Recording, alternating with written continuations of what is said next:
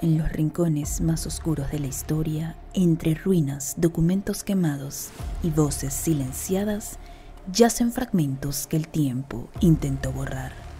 Verdades incómodas, leyendas que nadie quiso escribir. Bienvenidos a Reliquias del Olvido, donde lo enterrado vuelve a hablar. Soy Elizabeth García y hoy les hablaré de la Unidad 731. La Unidad 731 fue un escalofriante escuadrón secreto del ejército imperial japonés durante la Segunda Guerra Mundial. Fue responsable de algunos de los crímenes de guerra más atroces cometidos en la historia moderna. Operó entre 1935 y 1945 en Harbin, al noreste de China, bajo el mando del general Shiro Ishii, un médico militar que dirigió un programa masivo de investigación biológica y armamento bacteriológico. La Unidad 731 era oficialmente el Departamento de Prevención Epidémica y Purificación del Agua del Ejército de Kwantung, pero su verdadero propósito era realizar experimentos humanos con armas biológicas, con la excusa de avanzar la medicina militar japonesa. En realidad, fue un centro de tortura científica, donde miles de prisioneros, en su mayoría civiles chinos, sin embargo también habían rusos, coreanos y algunos aliados. Estos prisioneros fueron usados como marutas o troncos, un término deshumanizante que los equiparaba a objetos de prueba. La Unidad 731 llevó a cabo una amplia variedad de experimentos atroces sobre estos seres humanos, bajo el pretexto de investigación médica y de guerra. Entre los experimentos destacan la infección deliberada con enfermedades. Infectaron a los prisioneros vivos con múltiples patógenos letales, como la peste bubónica, el cólera, la fiebre tifoidea, tuberculosis, viruela, sífilis, gonorrea, disentería, entre otros tantos patógenos.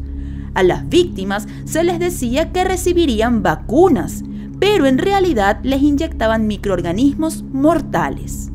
También llegaron a librar ratas o pulgas portadoras de la peste sobre los seres humanos, para propagar la infección, y llevaron además a cabo ataques bacteriológicos a poblados chinos, provocando brotes epidémicos de peste y ántrax. También realizaron procedimientos quirúrgicos brutales. Llegaron a practicar amputaciones y extirpaciones de órganos sin anestesia en prisioneros vivos, tanto para estudiar la resistencia humana como para fines supuestamente educativos para los soldados japoneses. Realizaron vivisecciones, es decir, abrir cuerpos para inspeccionarlos, aún con la víctima consciente, extrayéndoles órganos para examinarlos. El médico Makino testificó que llegaron a extirpar algunos órganos y amputar piernas y brazos. Abrieron úteros de prisioneras para mostrarlos a los soldados como supuesta educación sexual. También realizaron pruebas de frío extremo. Sometieron a las víctimas a condiciones de congelación deliberada.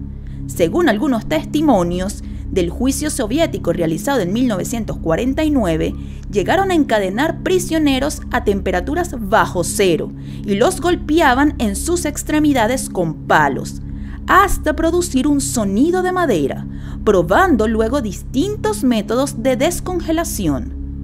Al final, casi siempre había gangrena irreversible y descomposición de los tejidos, llegando a quedar los huesos expuestos. Incluso se sabe de un experimento en el que se utilizaron 5 mujeres rusas, las cuales fueron congeladas a menos 70 grados centígrados. La carne de sus manos se llegó a desprender por completo y murieron poco después.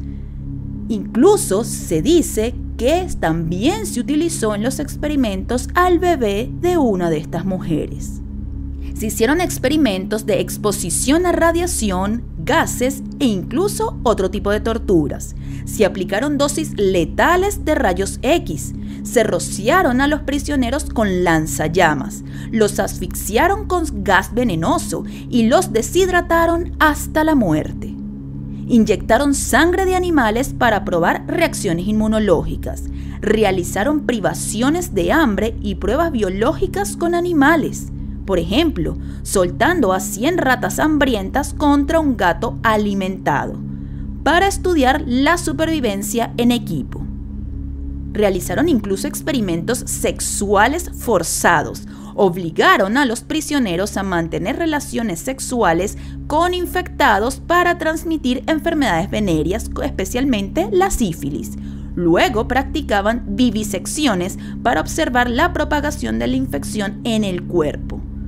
Un guardia en Pinh-Phan declaró que traían a un hombre y a una mujer a la celda, uno de ellos con sífilis, para forzarlos a mantener relaciones.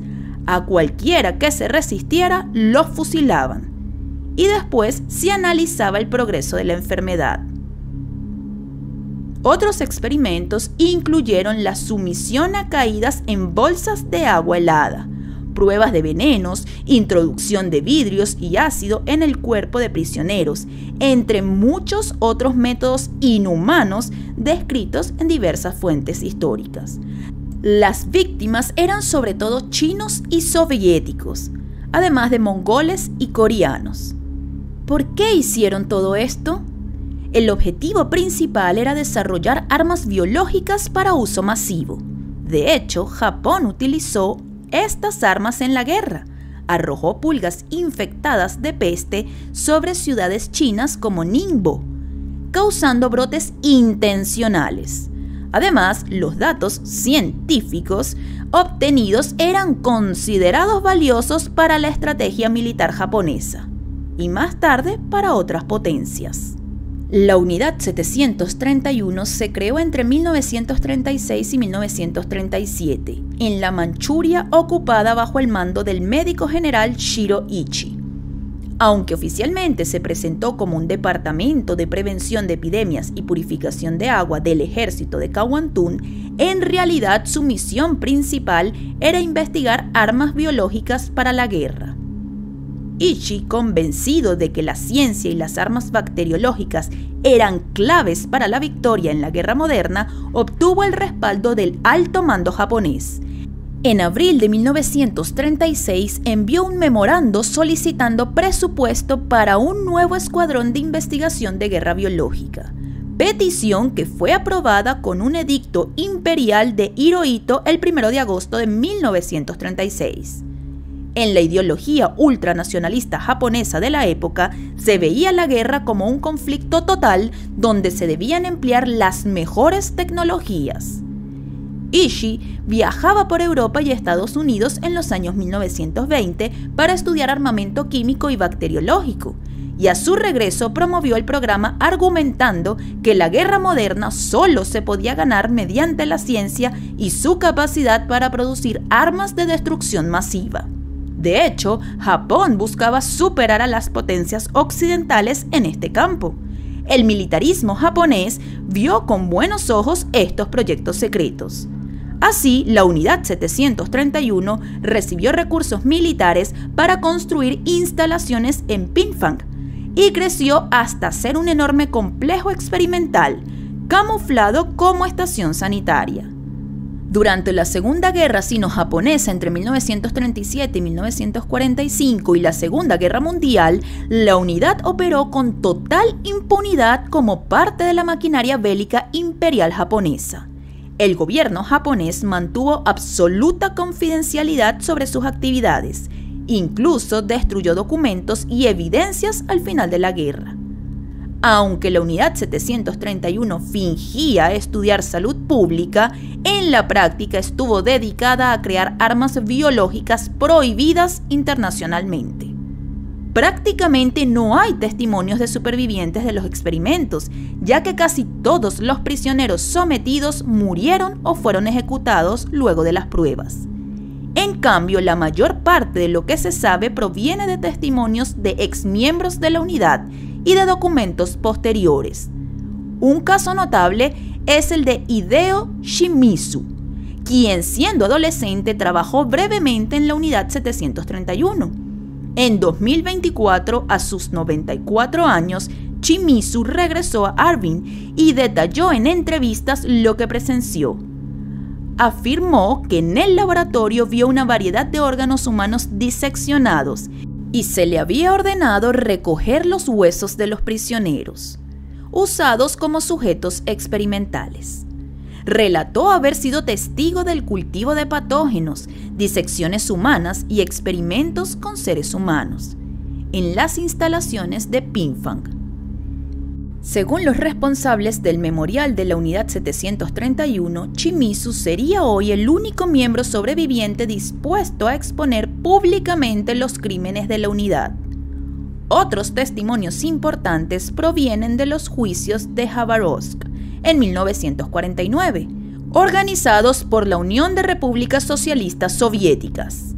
Allí, varios exintegrantes japoneses de la unidad describieron en detalle prácticas horribles. Por ejemplo, un trabajador contó que prisioneras eran atadas al aire libre y expuestas a temperaturas extremas, golpeando sus extremidades con palos hasta notar un ruido de madera, señal de congelación completa.